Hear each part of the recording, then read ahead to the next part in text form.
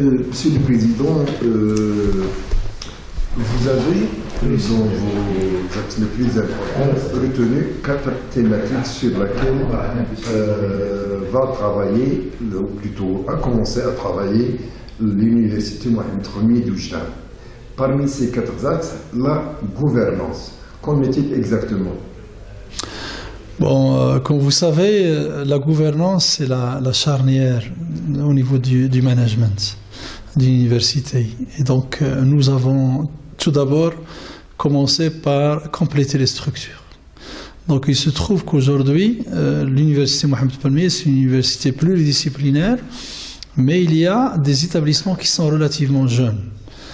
Et si on veut se conformer à la loi 0100, on a des difficultés à répondre de façon stricte et efficace aux attentes de cette loi. Donc il y a tout un travail que nous avons fait en partenariat avec le ministère pour compléter certaines structures, notamment le conseil d'établissement de l'ENCG par exemple, qui a eu lieu il y a quelques semaines, le premier du genre.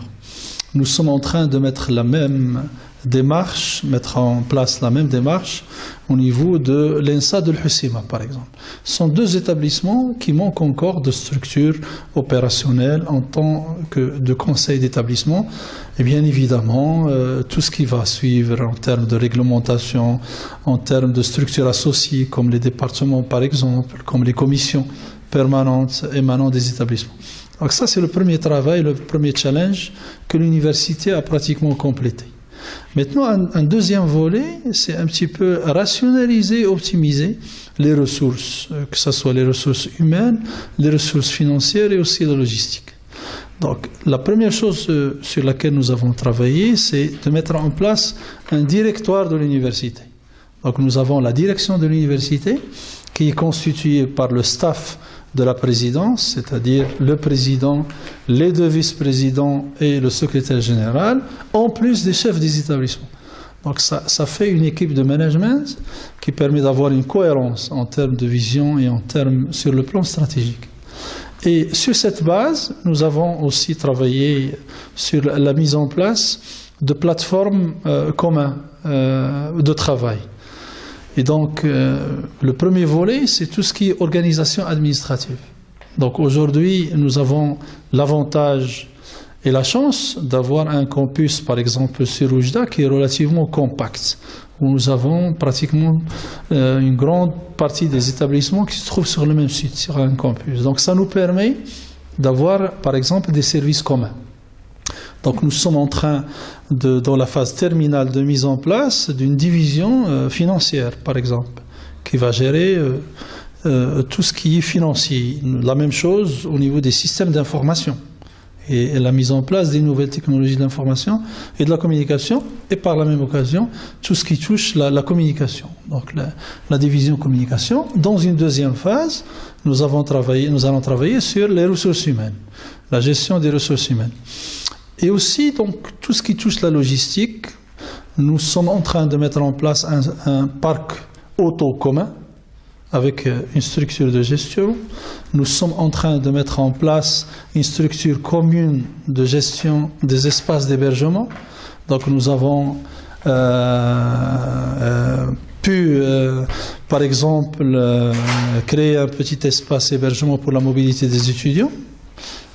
Plusieurs dizaines de lits qui sont aujourd'hui disponibles, sans oublier bien sûr tout ce qui est restauration des espaces d'hébergement, donc les espaces pour nos hôtes, que ce soit sur le campus d'Oujda ou sur le campus de Nador ou sur le campus de l'Hussima. Donc ça va permettre notamment de favoriser la mobilité de nos ressources humaines entre les 3 sites. Et compléter certaines lacunes, notamment en termes de formation.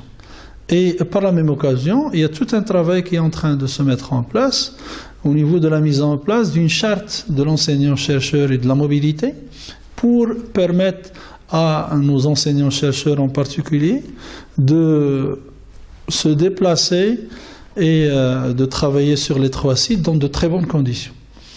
Et d'un autre côté, nous avons par exemple travaillé sur l'élargissement de l'approche participative.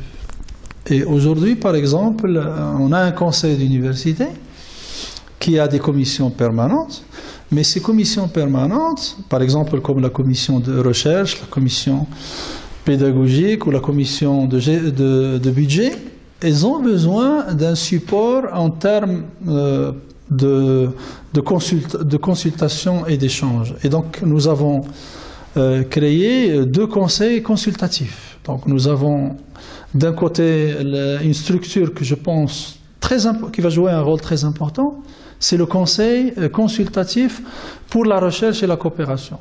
Et dans ce conseil siègent par exemple tous les responsables des structures de recherche, que ce soit les laboratoires, les centres de recherche, il y a aussi les directeurs des écoles doctorales, il y a aussi les vice-doyens chargés de la recherche. Et ce conseil va faire fonction d'organe consultatif pour le conseil d'université, tout ce qui touche la recherche et la coopération. Par exemple, la stratégie et la politique scientifique de l'université. Sur quelle thématique? C'est une force aussi de proposition et de plateforme, sachant que au sein de ce conseil siège aussi la commission recherche, qui a à charge de proposer des projets de décision pour le conseil d'université. Par exemple, aujourd'hui, sur quelle thématique nous allons travailler? Quel type de recherche? Quels sont les partenariats stratégiques à l'international? Etc. Ce sont des questions. Quelle politique de soutien à la recherche scientifique?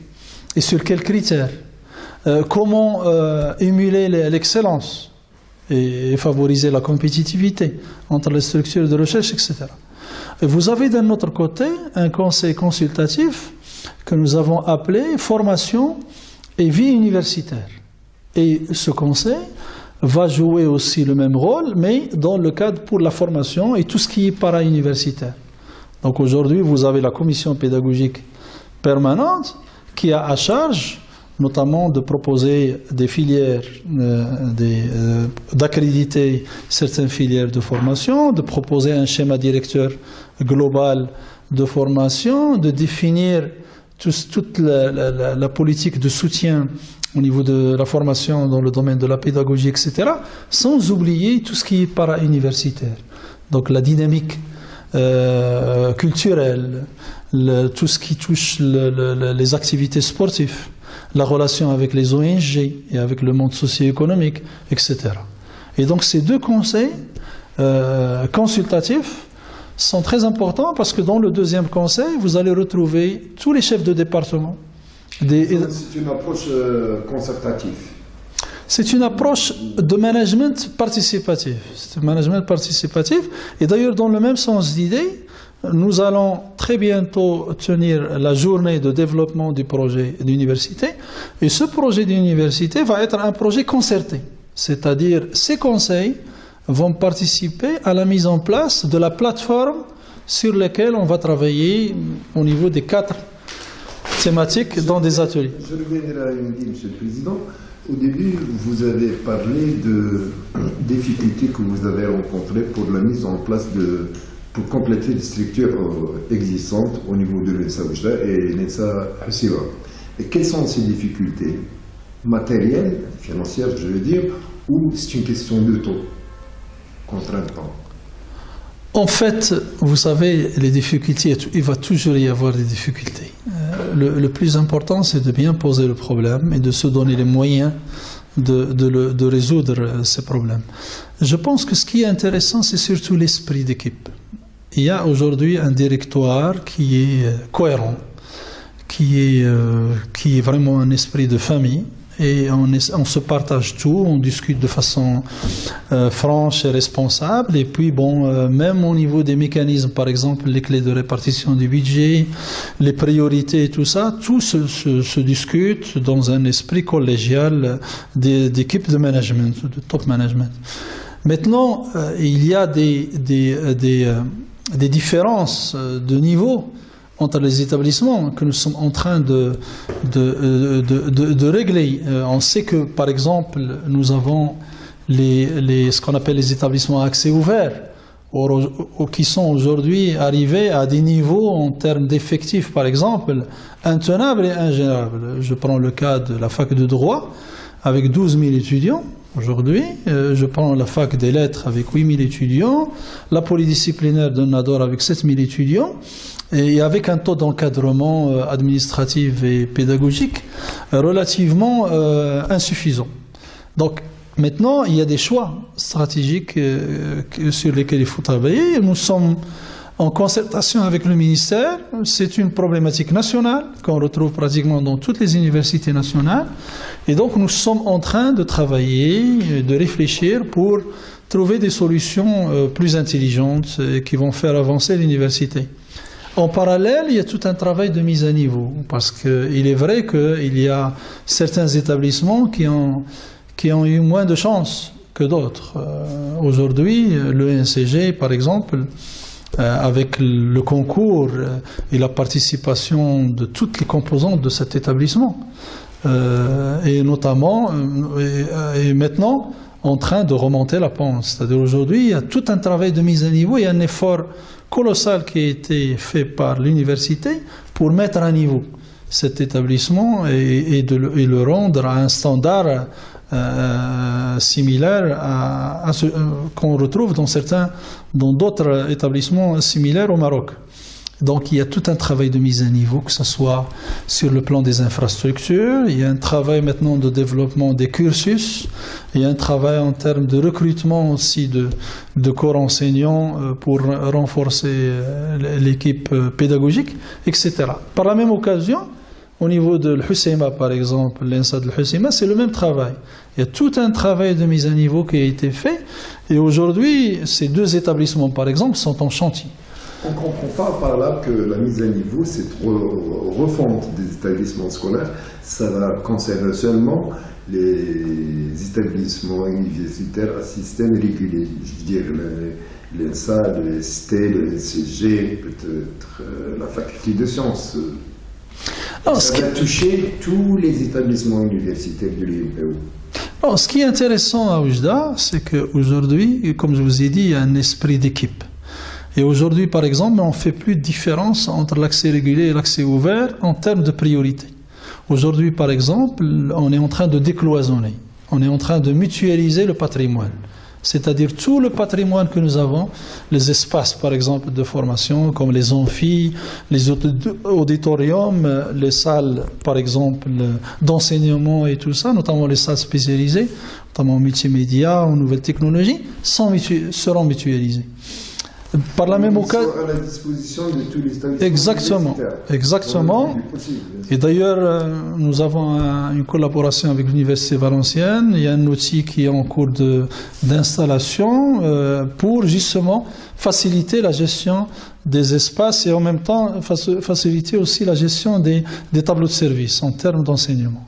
Bon, maintenant, par la même occasion, on essaie de redonner à chaque établissement la possibilité d'avoir certains espaces dédiés de même niveau. Par exemple, nous avons décidé au niveau des directoires d'avoir au niveau de chaque établissement un centre de conférence d'un niveau très, très honorable. Donc ça va permettre, d'une part, ça va nous donner plus de possibilités et un cadre agréable de travail, et par la même occasion avoir la possibilité de donner la possibilité à chaque établissement d'avoir un espace de même niveau. Monsieur Alan, vous avez quelque chose à ajouter sur la gouvernance que vous avez entamée au niveau du FPO? Oui, certainement, au niveau de l'université, comme a dit Monsieur le Président, certainement les actions sont en cours, sont programmées, il y a certaines choses qui ont été réalisées, certaines sont en cours de réalisation. Bon, parallèlement à la structuration de l'université, la mise en place de services communs opérationnels et efficaces, et il y a une action forte en matière de formation du personnel, c'est-à-dire élévation des compétences des personnels, essentiellement des administratifs et des personnels techniques, les personnels techniques. notamment au niveau du service économique, au niveau du service informatique. Et bien sûr, nous aurons bientôt la semaine prochaine une formation au profit de 20 techniciens de l'université pour la maintenance des équipements de l'université. Une formation importante sur laquelle vont bénéficier une vingtaine de techniciens de l'université. Donc, toutes ces actions, bien sûr, elles accompagnent le processus de structuration de l'université. Et comme a dit Monsieur le Président, parallèlement à ça, il y a aussi le développement des outils de gestion, des outils de gestion de l'application pour la gestion du service informatique, l'application pour la gestion du service d'ordre, du bureau d'ordre, et l'application pour la gestion du temps et des locaux, qu'on vient de le dire, Monsieur le Président. Et il y a aussi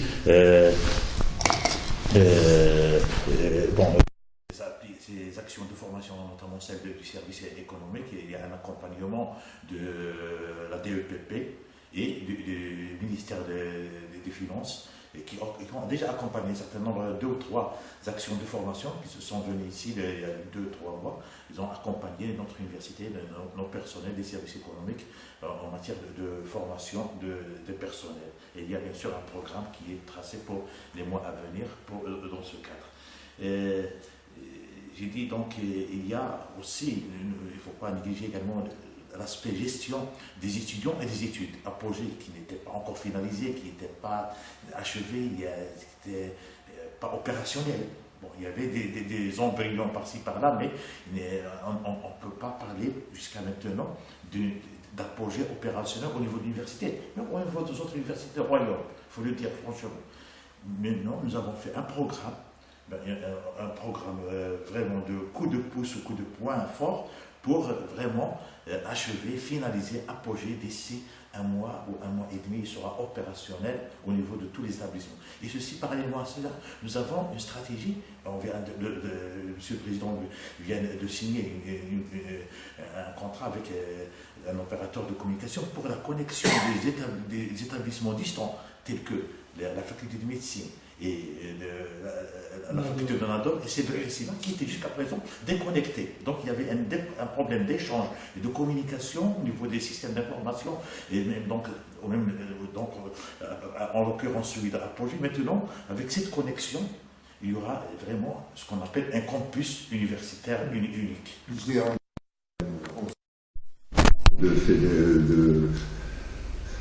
Vous jouez le rôle d'incubateur qui fédère les synergies pour mutualiser et surtout pour optimiser le rendement au niveau de tous les établissements universitaires. C'est la finalité, je dirais même. En fait, je pense que ce qui est intéressant dans le management, c'est le rendement, donc c'est la performance. Et je pense que, mis à part les moyens, de toute façon, on est toujours en quête de moyens, en quête de partenariat, en quête de toutes les opportunités possibles. Mais ce qui est intéressant, c'est qu'on est en train surtout d'optimiser et aussi de responsabiliser. Et donc, dans ce sens, nous avons la contractualisation. Comme vous savez, nous avons une contractualisation, un contrat-programme avec l'État qui se termine en 2012 dans le cadre du programme d'urgence. Très bientôt, nous allons rentrer dans les négociations dans le cadre de la phase 2013-2016. Par la même occasion, nous avons un contrat annuel avec chaque établissement, chaque composant de l'université. Justement, c'est pour, dans le cadre de responsabiliser et aussi pour laisser plus d'espace aux établissements d'innover, d'avoir des initiatives et aussi d'émuler une compétitivité qui est positive et qui ne peut apporter que du bien à notre université.